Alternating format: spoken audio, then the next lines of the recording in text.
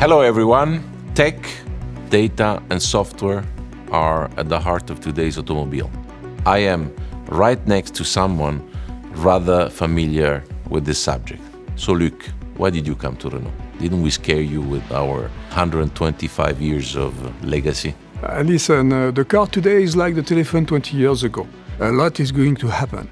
In my career, I had the chance to work on these technologies used today by more than 1 billion people. This is useful technology, and that's why I came to Renault. Today it is true that there are more and more technologies embedded in our vehicles, so advanced driving assistance systems, digitalization, big data, apps, cybersecurity, artificial intelligence, digital twin, cloud, you name it.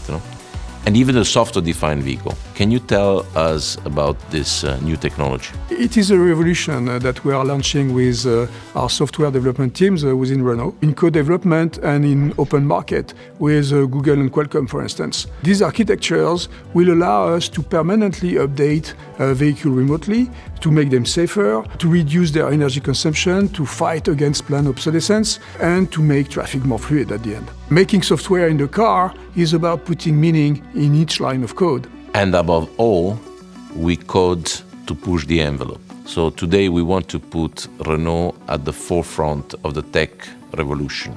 So we expect a lot from our developers, our data analysts, our Scrum Masters. And we are looking for the best. With them, we are launching a software and electric vehicle champion. It's going to be called Ampere, and you are going to hear a lot about it. So the technological revolution is taking place today at our sites in Nice, Sophia Antipolis, Toulouse, and of course Paris. So now we are waiting for you.